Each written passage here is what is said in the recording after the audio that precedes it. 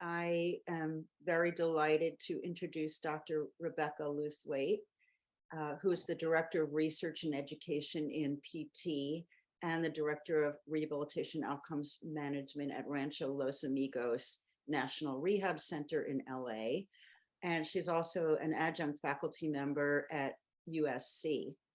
She received her PhD in kinesiology from USC and with a specialization in the social psychology of human movement, which is really an interesting intersection. And as you'll see, her research focuses on the role of motivational enhancements in motor performance and learning. And Rebecca and I had the opportunity, I actually chaired a session that I invited Dr. Lewthwaite to be a panel member on, and the panel was called Between Thinking and Doing, which I think is right up Dr. Lewthwaite's alley. And today she's going to be talking to us about optimizing the movement system with motivational and attentional conditions. So welcome to you, Dr. Lewthwaite. Thanks very much. So I guess I'll get started here. Oops. Let's see, work. Okay, there we go. Actually, thanks. Dr. Lewthwaite, I'll just pause here for a second to recognize that one of our donors, Nancy Shrier, unfortunately passed away, and just to acknowledge the long support and buy-in to our mission from Marc and Nancy Shrier. So our condolences to Marc. Thank you. Thank you. And neither I nor the welcoming planning committee have no financial relationships to disclose. My objectives today will be to help you identify forms of motivational factors in the areas of enhanced expectancies and autonomy support, which help to optimize motor performance and learning. And then to be able to summarize the role of an external focus of attention in this optimization. And then to identify several optimizing approaches which might be best suited for applications in the clinical, educational, or research practice realms, because there are implications in all of these.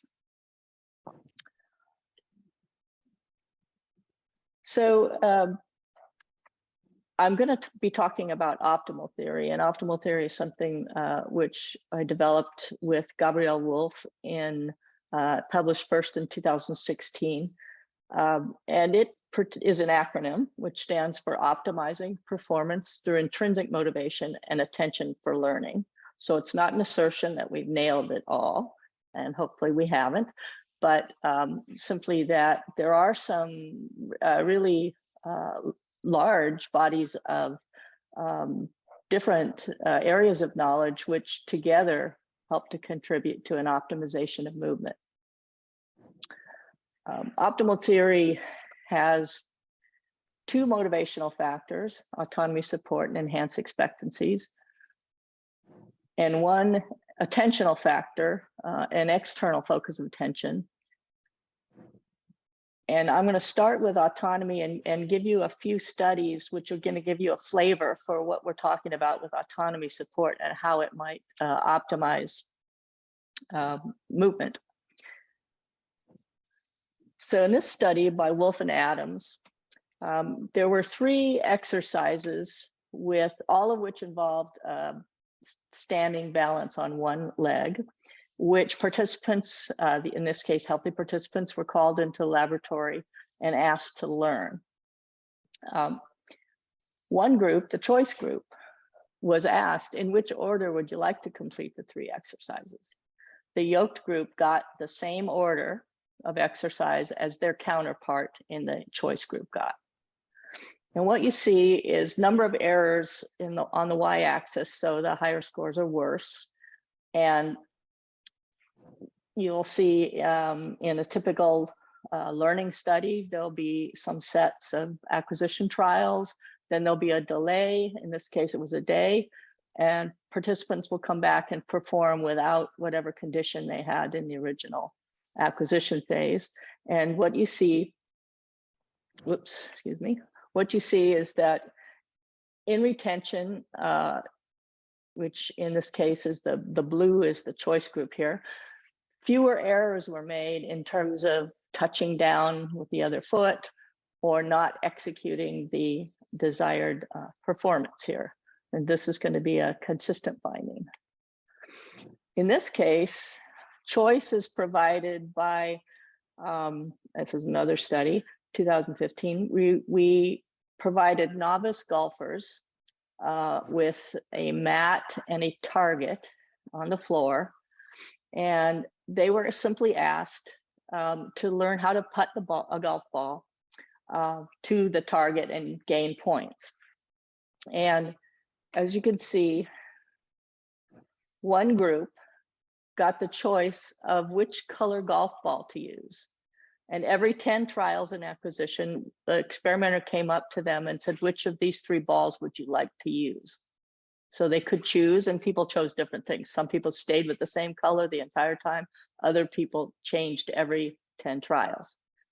And what you see is already in practice acquisition phase, the group that had the choice of a ball versus their yoked counterparts was already performing with a higher score.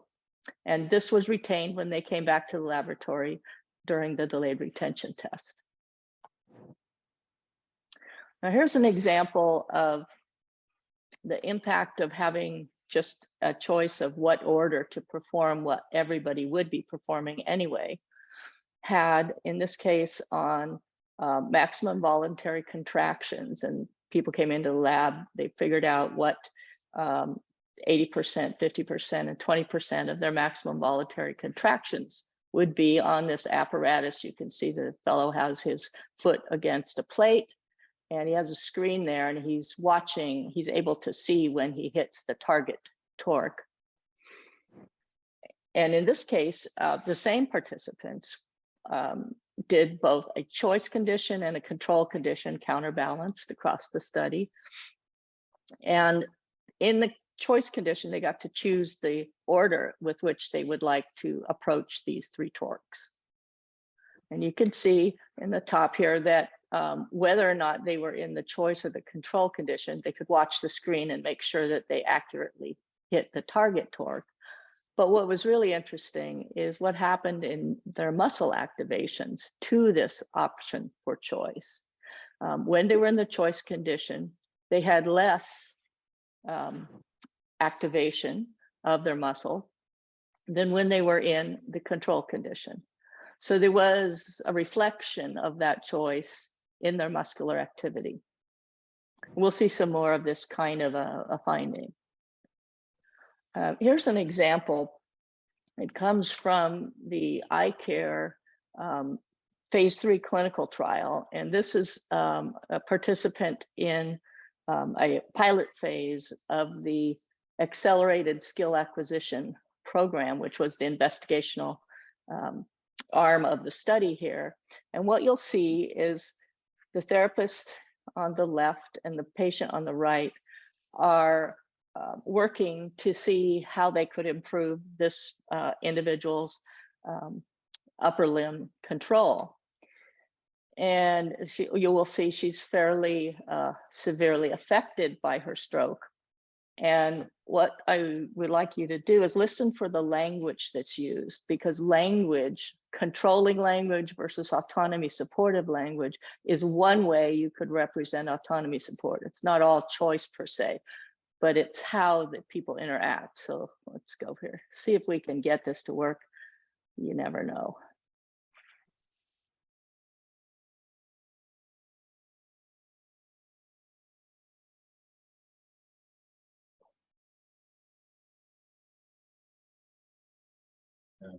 We don't have sound here. Okay.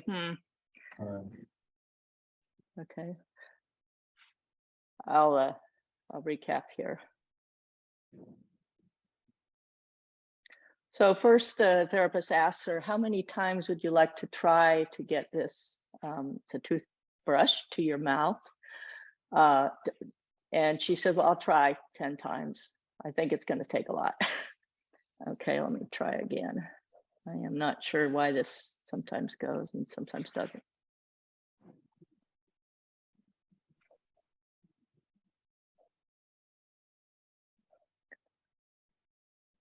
So in this case, the therapist asks, may I offer you a suggestion, as she sees the participant struggle? And she says, if you tuck your elbow first and then try it, it might work better. But she first asked, may I make a suggestion? So there's no reason you have to keep expertise out of the story. You just put it in there in a nice way in which you keep that collaborative relationship.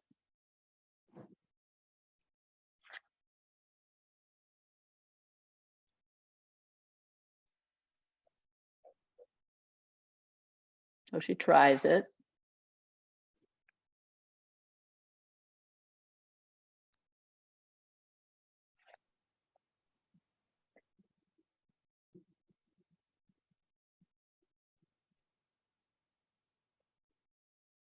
So she gives her a goal of getting the toothbrush all the way to her mouth.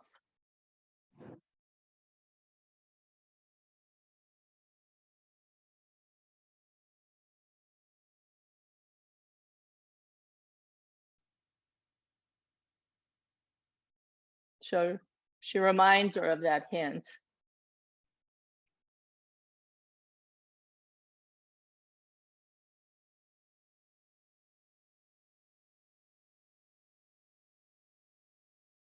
So we'll go to the next one, but essentially she collaborates with her, asks her how many times she wants to try something.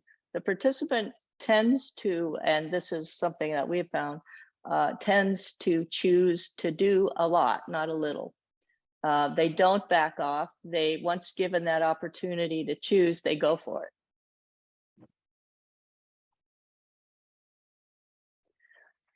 So in the body of work related to autonomy support, especially in the clinical situation, a collaborative approach where you just consistently ask and receive input about choices, opinions, preferences, is the way in which we supply autonomy support. And we actually start in the clinical realm with a question, which is really the top of the line in terms of autonomy support, and is something to the effect of, when you think about what you want to be able to do, which would be most important, which task would be most important to you right now? There are variations on this theme, but it is go to the highest level, know what people want, and see what you can do to help meet that. And just by setting it that way, you get a lot of cooperation throughout. Choice possibilities are virtually infinite, so you might as well create your choice between two good options. Certainly have had experiences where people just try to provide choice, and one is a good option and one isn't, such as perhaps talking to a depressed person who's lying in bed in an inpatient setting and saying, do you want to come to therapy today? That would be probably a bad choice because they will be helped more if they can. But if you say, would you like to start by walking the hallway, or would you like to start with the stairs today? That's a choice between two good choices, both of which will be valuable to that person, but you don't give the option to opt out of therapy if that's how you're setting that question up. Of course, there may be other reasons. And as we noted with the golf balls and the order of exercises, small and incidental choices can be as effective as major and task central ones, which is good because you don't have to ask somebody who feels incompetent at remodeling the Golden Gate Bridge if they want to do that. You ask them for things that they feel good they can do, and that's the start. And then language matters. So one person controlling another is probably happens a lot, where people use terms like, I want you to do this. That is a very controlling form of language. So if you asked between two choices, which would you prefer? Then that's a way in which you're saying you have some control here. So you make the choices. Next, the factor of enhanced expectancies. You'll note first that there is an arrow from autonomy support to enhanced expectancies. And every time we ask people, even for small choices, the fact that you're asking sort of says, this is not a place you need to resist. You can go for it. You're safe here. So expectations is a term here that we reference to expecting there to be a positive or a successful experience or outcome. So it doesn't always, mean that your arm will be miraculously fixed after a stroke, but it might mean that you will experience some progress, that you will do something that you had told us you really wanted to do. So it's a broad term, and the notion is that the reward experience has a relationship to dopamine release, and so you're basically fueling up the motor system with this expectation. So we could talk about outcome expectations and personal or self-efficacy expectations. What I'm going to show you is a couple of studies which deal with these next forms of enhanced expectancies, such as how we use definitions of success to create an initially successful experience, helping people, particularly patients, identify some of their assets instead of their deviations from perfection, helping to celebrate small victories. You're sort of racking up a rewarding experience, if you will, and also, very importantly, using proximal goal setting and pursuit, and specifically numerical representations of progress whenever you can. The brain systems that deal with magnitude and numbers are smack dab in the middle of the reward system. So you're really trying to activate that system. There are many other ways. I will show you some that deal with social comparative feedback, which means you're doing better than others. But this is not something that I would recommend in a clinical situation where you have no need to lie to somebody or deceive them. You can simply use some of these other forms which are accurate and establish a strong relationship with the patient. Extrinsic rewards also fall in this category, and that's one that's, following on the animal research, has been the most used in terms of looking at the effect of reward on motor behavior. But you don't need to do it because there are all these intrinsic forms, and they're available all the time. They're within the patient. You just have to let them show. So here's an illustration of the impact of enhanced expectancies on experienced runners. These people have been in training for quite a while. They're competitive runners. They're in a running club. And they came into the laboratory, and their VO2 max was established. Then they came back a second time. And in that second time, there was a first half, 10 minutes of a run, and then the second half was the intervention phase. And one group of these people had enhanced expectancy use via positive feedback. And this was bogus feedback because we didn't have a huge database to draw upon. But the feedback was given every 2 minutes of that last 10 minutes of running. So it was something like, you're doing great, you look very relaxed, you're an efficient runner. And the control group didn't get those comments. So what happened? Oxygen consumption stayed the same for the control group during the first and the second half, because this was a steady pace that had been adopted. But interestingly, for the enhanced expectancy group, they began to use less and less oxygen to achieve that same pace. So they experienced that positive feedback as requiring less energy.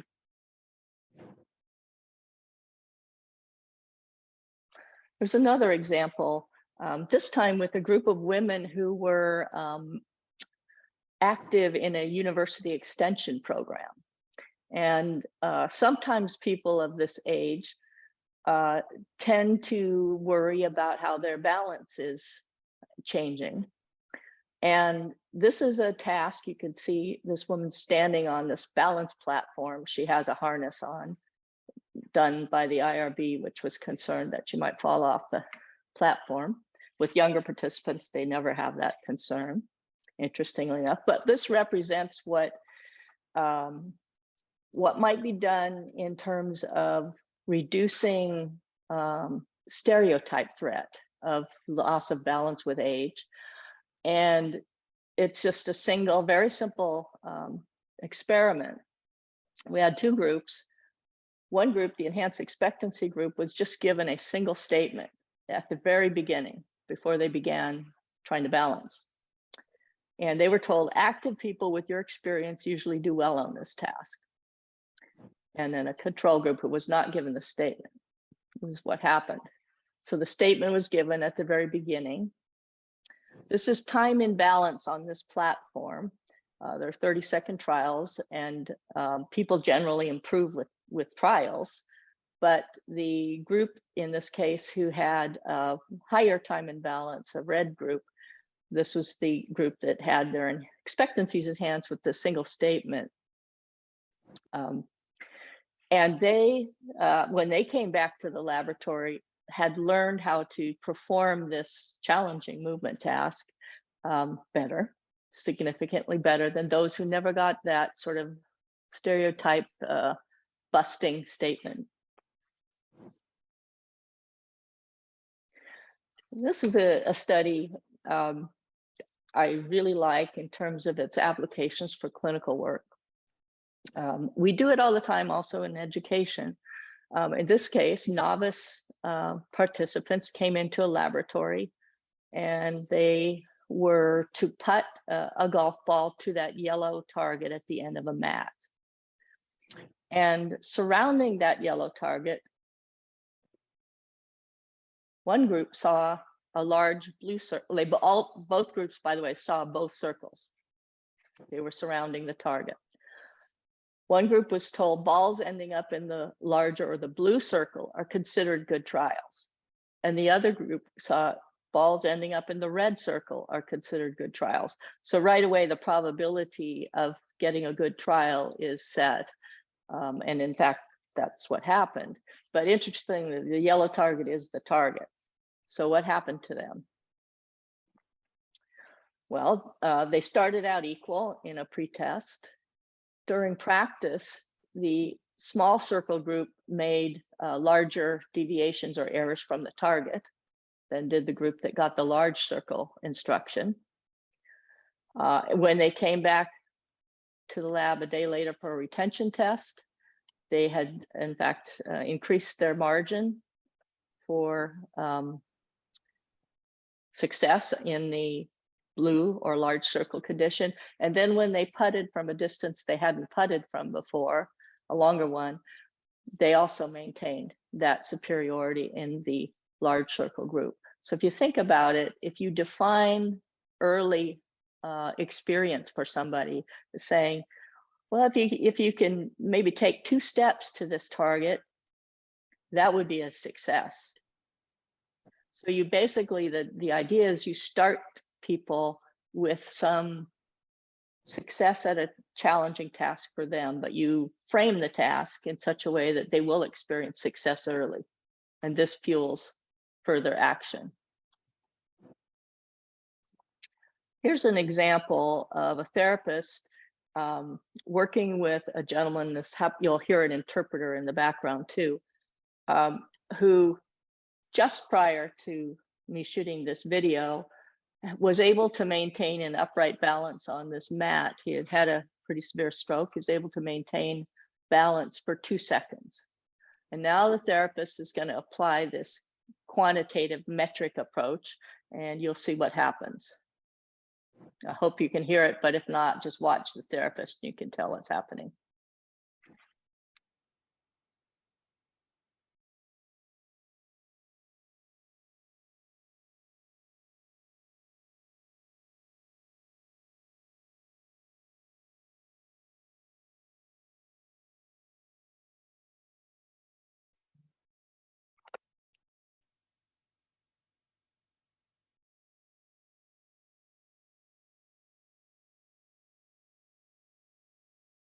So he basically counts off 63 seconds in this second trial, just by counting. And, you know, this individual spoke Mandarin. Counting and quantitative metrics are sort of a universal language. And it did, in fact, work. He stayed upright and was still going when the therapist said, 63 seconds, this is you. You did it.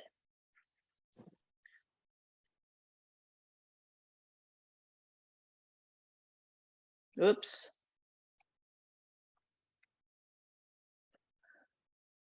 So those are some examples of ways you could enhance expectancies, and definitely proximal goals, quantitative, excellent. I don't approach too many sessions where someone has called me to consult where I don't have my smartphone out and my timer going. How far can you go in 10 seconds? Woo! How, etc. How many seconds can you keep going? That leads to celebration, that leads to fueling more. So let's talk about the external focus of attention. This one has the longest and most succinct focused literature on it. And I'll get to that in a minute. And the external focus refers to a concentration, not necessarily a visual catch, but most of the time it is visual, a concentration on the intended effect of the movement. So if I were to hit a golf ball, the effect might be that the ball will have a certain trajectory and land in a certain place. That's the intended effect I want. If I have an internal focus, I might be thinking about how my wrist and elbows should move to make that happen. So I'm concentrating on body parts, body movement, instead of the goal of the task. And the goal may be a sub-goal, but instead of that intended effect. Here's some examples. This actually started with a windsurfer trying to learn a power jibe. It's a pretty complicated move at some point in their career. And they kept falling and falling into the water because they were trying to follow all these instructions about move your foot here and your elbow here and do it in this order. But when they said, forget that, I'm going to focus on just turning the board the way I want it to go. They had this experience. This is Gabby Wolf's original work 25 years ago now. Immediately took it into the lab and started playing with different different tasks, different activities, and finding an external and an internal focus and comparing them, also most often with a control group. But so instead of thinking about a body part, you turn the board, or you put pressure on the skis, or you put a spin on the ball, or you make a sound. And this is interesting because it's been moved into the musical performance realm in dance performance. So jump over the lake. So in this case, the effect can be sort of an analogy or an image, but it's outside the body. You're not thinking about what body parts do to achieve it. You're just thinking about the end result. And you don't refer to muscles or contracting muscles. Squeeze the beanbag in your hand or move the apple to the shelf, as has been done. There's a study that shows this experience in participants with stroke. Muchler and Merhels had people in two groups, and the task was to experience as much lateral body shift as possible. One group, the external focus group, was told to shift your body weight as much as possible to the green circle that you see up there on the mat. Whereas the internal focus group was told to shift your body weight as much as possible towards your healthy side. Not perfect, but you get the reference to the body. Both groups had nearly identical baseline performance before they got that instruction. And then when they received that simple instruction, either to move to the green dot or move to the healthy side as much as you can, the external focus group nearly doubled the amplitude of the lateral shift.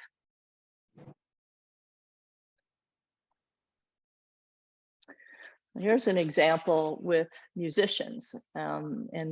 This is interesting because most of the performance criteria that one would use with musicians will have some subjectivity to it, but there typically are juries of expert evaluators.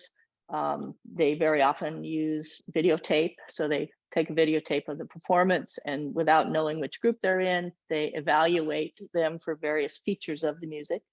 In this case, musicality, sometimes tone, the richness of a tone, depending on the level of the musician. These are experts. So they were asked to play a well-learned piece of classical music of their choice for a 3-minute period. These expert jurors independently evaluated them via videotape. And the internal focus group was told to focus on the precision of their finger lip movements and, and the correctness of their notes. Whereas the external focus was told to play expressively for the audience and for the sound of the music. Sound is a good analogy to other elements of music. And the control group, play the way you normally do. So what happened? In the evaluation of technique, the external focus group was given a higher technical score by those blinded evaluators. In musicality, which was something they knew to do, they also got a higher score. So there was a reflection in the way people moved of the freedom, in essence, they were given from micromanaging their action.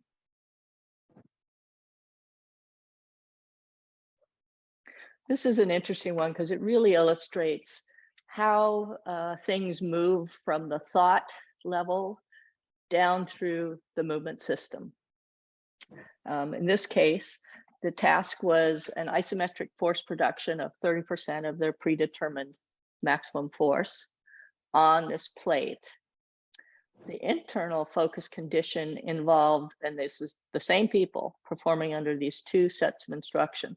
Internal focus people condition was told to focus on their calf muscle that was performing this isometric contraction. Whereas the external focus condition, they were asked to focus on the platform. Now, the errors in a deviation from that 30% were different. So the external focus group, consistent with many studies, did better. They had a smaller error than the internal focus, condition, not group. And that is as expected. But then the interesting fact is they had EMG on the leg muscles. The soleus muscle here is the agonist muscle for this isometric contraction. The tibialis anterior is the antagonist muscle. And there was a force curve which showed how steady they were at achieving this force of 30%. So I'm going to show you the results of 3 participants. Again, everybody looks different, but you see that focus. And then what happened under the external focus condition? You notice that tibialis anterior, the antagonist muscle here, is virtually silent. So the same 30% or attempt at 30% was achieved without the co-contraction that was prominent when those same people were under the internal focus. And this actually has been replicated with different tasks. There's not a huge body of EMG related findings with external focus, but what there has been is shown, for example, an effect size of 0.833. So pretty large effect at this absence of co-contraction or major reduction of co-contraction, depending. Now, there's a group in Europe that's focused on what's happening in the motor cortex when internal and external attentional focus instructions are given. And on the left, you see this is a task that is unnecessary in the scanner. They're very minor movements, a lot of times with finger movements, abduction. They're usually isometric, but what you see on the first graph is the time to task failure, which is how long they could maintain this level of contraction, was greater in the external focus group. So performance-wise, the same finding that we've seen in many cases.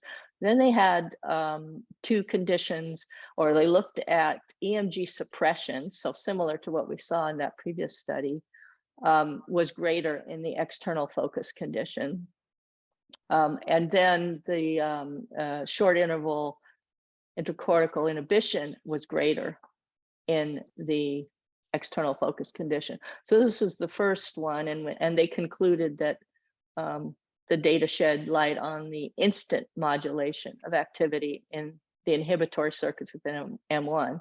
This is a nascent area of work with external focus, but somewhat consistent now with different different finger and hand related tasks. There has been a recent meta-analysis of this work on external focus. What's found is an external focus is generally more effective for both performance and learning. So the performance phase, it's a quick and less powerful, but still significant effect. For learning, it's a pretty moderate effect in retention and in transfer phases of a learning study. It seems to be independent of task, age, health condition. I think more is needed in the health condition area because they've looked at various ones from stroke to ankle sprains to other kinds of health conditions, and level of expertise. So we've definitely had experts who do better when they are reminded of this external focus superiority, as well as novices. As we saw with the EMG related work, neuromuscular efficiency seems to be enhanced with an external focus. It'd be good to be able to see some other movements than the small hand and finger ones under those conditions, or the leg ones where it's very constrained movement task in order to evaluate that it's not that the movement was changing, but that it stayed the same generally, but the contributions to that movement were different. And so one of the later effects that we're noticing is that if you pick an external foci or focus or cue, especially when there are beyond novices, you tend to do better with the larger difference between an external focus if it's distal than proximal, because it's very close to the body. A lot of therapists will put tape on a hand or tape on a leg and ask them to move the tape upward or whatever instead of the knee. So that's a very close proximal thing, but it may help with people who are just relearning how to do that. But as they become experienced, then a more distal focus tends to work best. So there are various studies which have used a combination of motivational and attentional factors, because I often get the question, well, I really like that external focus thing. Can I just do that? And my answer is, well, yes, you'll be getting about 1/3 of the effect as if you put all three of them in play. So they tend to have an additive effect, not an interaction. And that may be a clue to what's happening here. So this is an interesting study where following on a couple of studies, a set of studies that had looked at putting all three factors into one, like 2 or 3 sentence instruction. What if you only played out one at a time? And this is actually more real in terms of when people are learning to do this. They think of one and then they think of the next and then they think of the next. So this is a case where we have 2 groups. One is an optimized group and one a control group. they were learning to do this jump. This jump is called a counter movement jump. So you bend your knees, take your weight from the back to the front, try to jump as high as you can. So both groups got a warm up and 3 submaximal jumps to make sure they're going to injure themselves.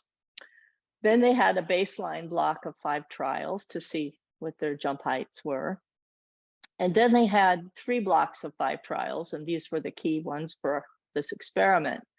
One group was the optimized group, and they had 3 different, they had an enhanced expectancy element, an autonomy support, and an external focus element. They were counterbalanced in order, so there were 9 different orders.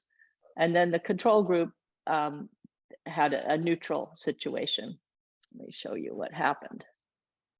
So here's what the particular form of the variable was. So for your information, your performance for the previous 5 jumps was above the group average.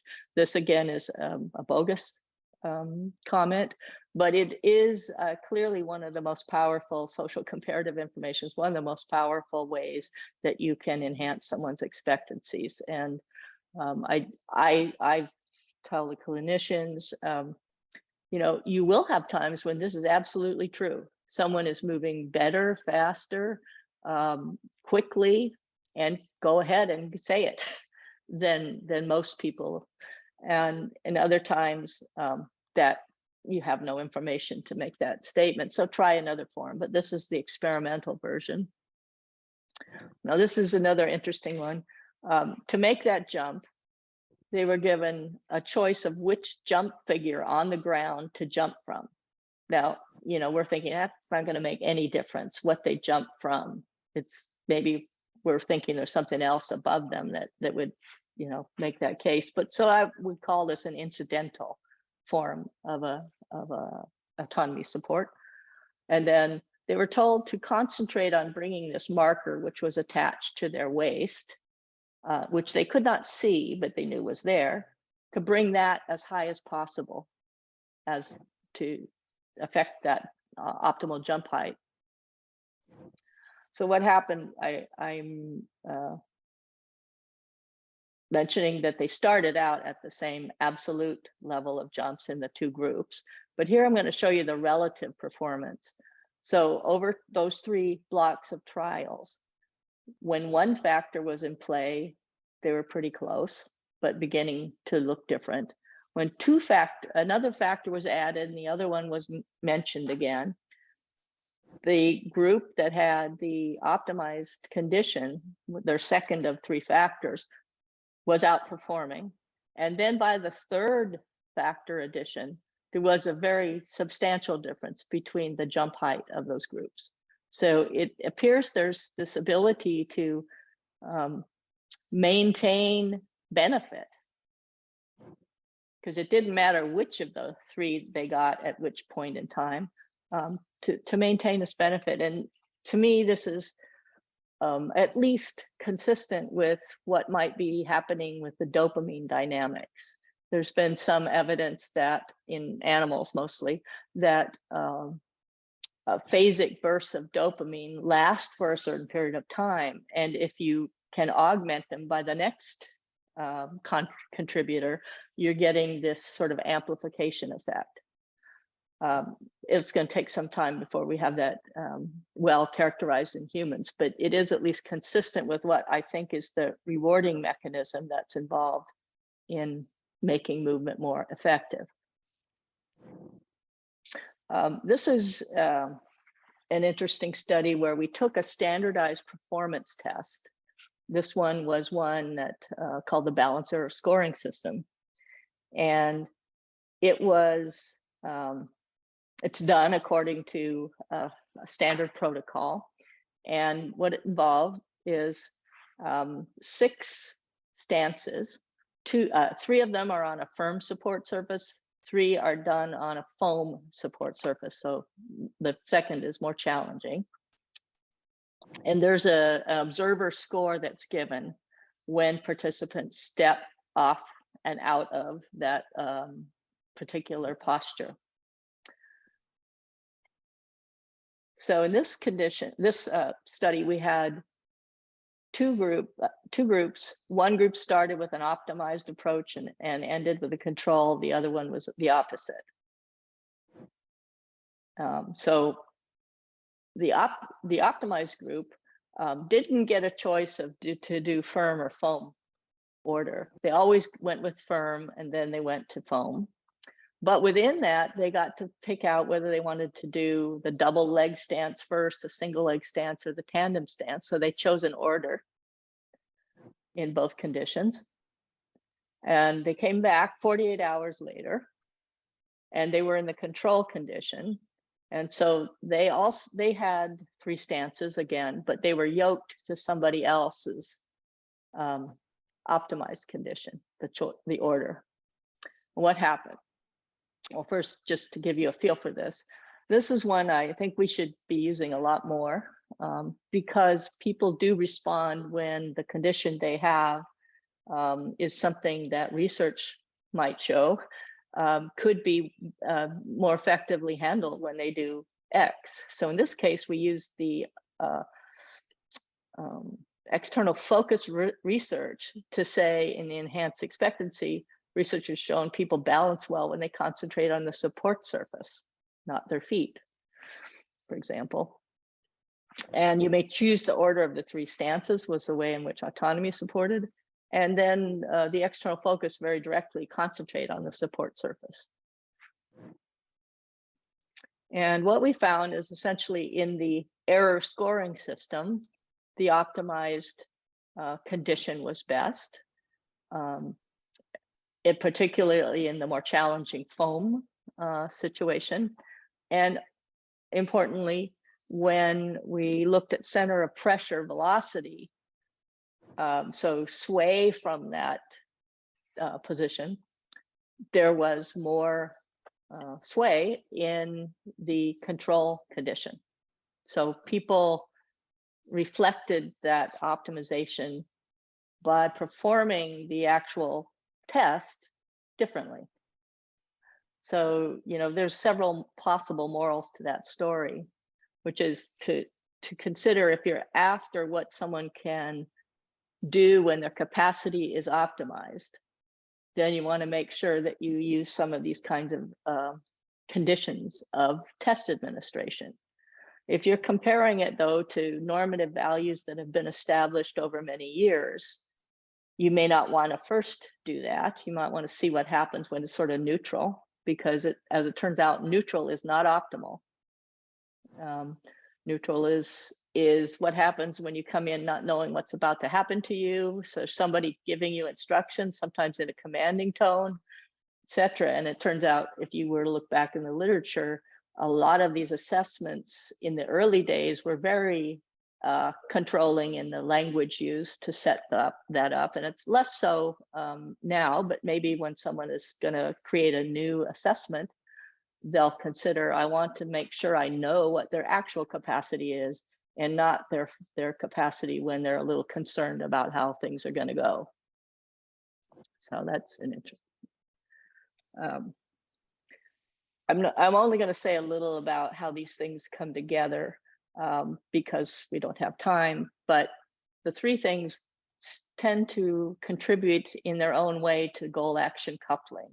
And by that, I mean the fluidity with which the intended goal is translated into action. So we could talk about structural brain changes.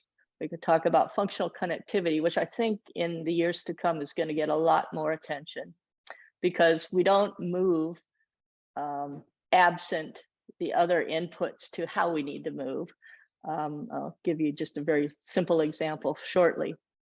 And then I think the neurotransmitter level of impact for an instruction is just, we're at the beginning of knowing this. But it supports connectivity, and in the case of dopamine, this reward affected memory consolidation and learning. So does this dog looking to catch a treat reflect what we could think of as goal action coupling? I think yes. In other words, his eyes, his ears, his mouth are all oriented toward this action of catching a treat. And so it's not a simple, jaw moves up and down. It's all the systems are brought into play in a particular order, particular time linked situation. That's the concept of functional connectivity. But we also have it. In any simple action, there's a lot of connected behavior that has to come into play and be done well. And you can imagine as this gets even more complex, I think that we're beginning to think about this in clinical conditions, that you don't simply move your arm in a plane and have that kind of represent the return of normality or quality of movement. So that quality of movement occurs in a context. So I think we'll pay more attention as we go to that context in which someone is asked to move and perform some goal coupling. So we can have the situation, which I think is really still dominant in a lot of teaching and learning and clinical situations, in which the instructor or the therapist selects a task, describes how it should be performed, gives corrective feedback, and often gives instructions that reference body movement. So someone would have in that situation low or no autonomy. They come into a hospital and autonomy tends to go. They have low expectancies. They have no idea what happens after a stroke. Do I recover? How well do I recover? And very often they're peppered with internal focus instruction. Move your ankle here, move your knee here. So we might think of that as a vicious cycle that's being established for motor performance and learning. And we contrast that to a deliberately virtuous cycle in which autonomy is provided in small ways and in the larger ways of here's what I want to focus on. Expectancies are enhanced by proximal goal setting and also by providers and others talking about this is what you can positively expect. When you do these things, we're starting to repair parts of the system. So just setting a little positive expectation can be helpful, but seeing it in action, seeing progress and measuring progress is probably the best and most effective way. And then trying to avoid that body focus language, try to describe it more in terms of the goal that someone wants to achieve. And that would be the virtuous cycle of optimizing conditions. And with that, I'll stop and thank you so much for your attention and open it up to any questions you might have.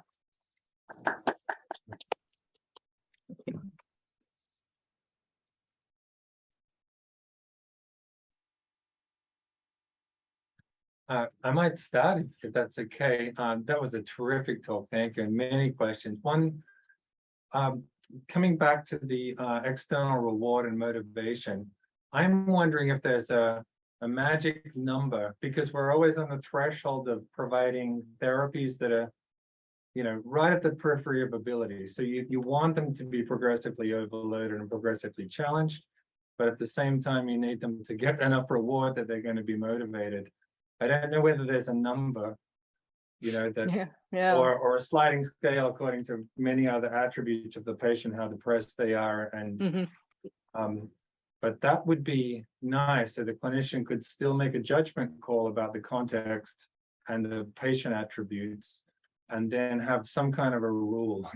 I need to let them, whatever it is, they need to be able to succeed X number of times. I don't know, just a statement. Yeah, I mean, I like to think that 2 out of 3, where there's a sure sign of progress in those 3 trials, is a good way to go.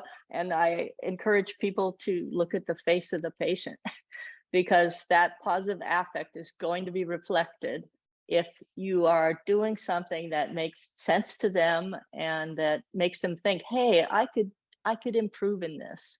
So to me, that's a key. Look at the face, see the affect, and once you start playing with this sort of proximal goal setting, it usually works like this. at first you say, okay, how many of these do you think you can, how many steps can you take in 10 seconds? Oh, I don't know, maybe 3. Okay, well, let's just try it. So they try it. Notice I said, let's, not I want you to. Let's just try it. They try it and they do 4 steps. And then you say, okay, how about this time? How many do you think you could do? They usually go a little over what they had done because they had succeeded the first time. And every time you do this, you're saying, woo, you're celebrating the success, which happens if you can keep the task easy enough for them to succeed. And then the 3rd time around, you say, okay, this time, what's your goal? And they are willing to put out that it's actually kind of far ahead of what they had thought. And, you know, they try it and they succeed. That is, it's a very reasonable experience of these kind of chained or serial experiences of success. And then you start involving them in, okay, what should we how should we up the ante now? And they start saying, I could do this, or I could do that. And if you make it numerical, they're getting that experience of progress. Just the other day, I watched a physical therapist who was, who had asked the patient, do you think, you know, after we do a little walking today, that you might like to try the stairs? She had not tried them before. And the patient said, no, in that kind of voice that made you think she doesn't think she can do these stairs. And so they finished the walking portion. The therapist said, well, we still have time. You want to give the stairs a shot? Well, okay. And by the end of that session, her hour treatment, she had done 5 sets of stairs. And she didn't anticipate that this was something in her ballpark. And that's really the aha, enhanced expectancy experience, which really triggers effort and more progress. So if you can early on, you just create the situation where, whoa, I didn't think I could do that. And then you can. So if someone comes in and says, I don't think I could dance again, you say, well, let's just see. And you do it. And people change their definition of what is dancing again or what is walking as they go. That's adapting. So it's not so hard to achieve this sense of success. John, we have time for one more question.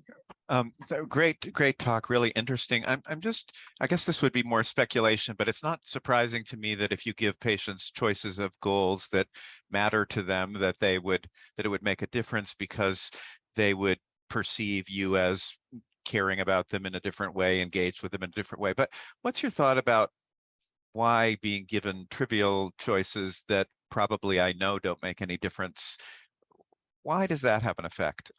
What's your thought? Yeah. Well, 2 things. I think it signals immediately that this is not a place where you're going to be trapped, where you have to, you know, someone's going to try to control you, and you therefore have to get your resistance up or your fight or flight kind of response. So I think it relaxes people just at a easy stage. And then, you know, it does appear that there are brain regions which are related to task switching or fluidity in connections, and that those tend to be active in the animal work and a little human when people have choices. So I think it's a relaxation, but also, hey, this could be something positive.